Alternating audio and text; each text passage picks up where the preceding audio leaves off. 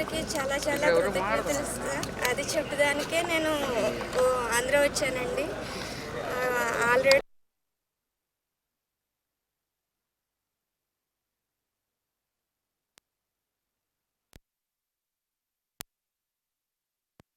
మళ్ళీ ఆంధ్రాలో కూడా మనల్ని గుర్తించివ్వడానికి బతకడానికి ఒక అవకాశం ఇచ్చారు చంద్రబాబు గారు అయితే. అది నాకు చాలా సంతోషంగా ఉంది. మొత్తానికి అసలు కలుస్తారో లేదో అని టెన్షన్తో ఉన్నాను. ఎందుకంటే సీఎం గారిని కలవడానికి ఒక ఆర్డినరీ అమ్మాయికి సాధ్యం కాదు.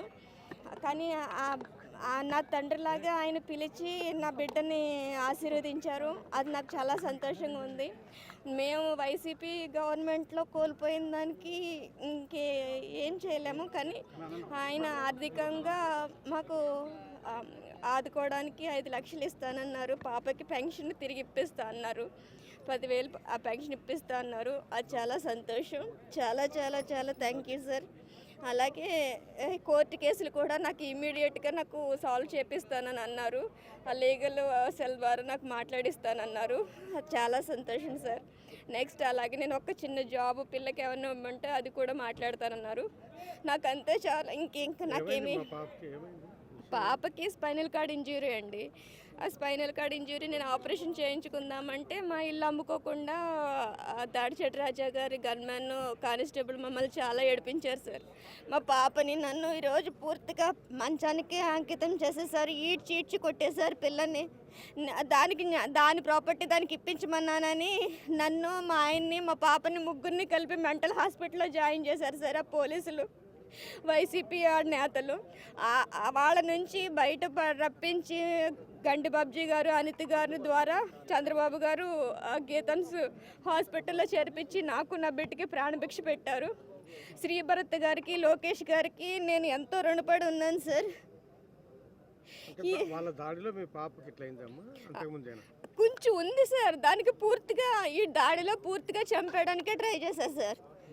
నాకు ఎటువంటి పొలిటికల్ పోలీస్ బ్యాక్గ్రౌండ్ లేదు సార్. నేను ఒక సాధారణమైన గృహిణిని అంతే. నా బిడ్డ కోసం నా బిడ్డ ప్రాపర్టీ అమ్ముకుని దానికి న్యాయం చేసుకోవాలనుకున్నాను. స్థలం గురించేనండి. ఇంకా కాశీ వెళ్ళిపోయామండి. ఇంకా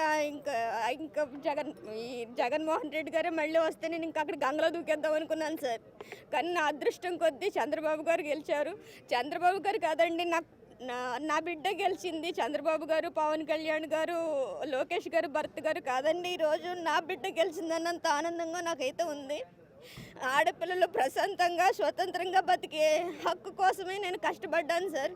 ఒక ఆడపిల్ల జీవితమే కష్టం, అందులోనే అది దివ్యాంగురాలు అయితే ఇంకా నరకం. దాని ప్రాపర్టీ దాన్ని చీల్చేయడానికి, దాన్ని పూర్తిగా చంపేయడానికి ప్రయత్నాలు చేశారు సార్ మా బావగారు. ఈ కానిస్టేబుల్ సోమశేఖర్, మా బావగారు సోమశేఖర్ అండి. ఆయనకి అసలు నిర్దాక్షిణ్యంగా నా భర్తకి కొడుకులు లేకపోతే ఆయన కొడుకు ఎలా వెళ్ళిపోద్దండి.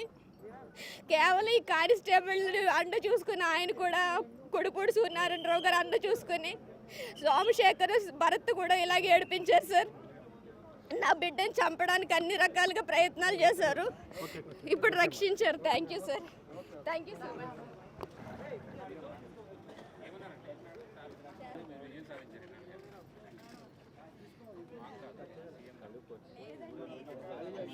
నేను నా బిడ్డ ప్రాణాలతో వాళ్ళకి నేను అంతా లేదంటే నేను ఎక్కడో మారుమూల ఒక మీడియా అన్నయ్యలందరూ కారణం. ముఖ్యంగా ఈటీవీ వచ్చారు. ఈటీవీ వెంకటరమణ గారు,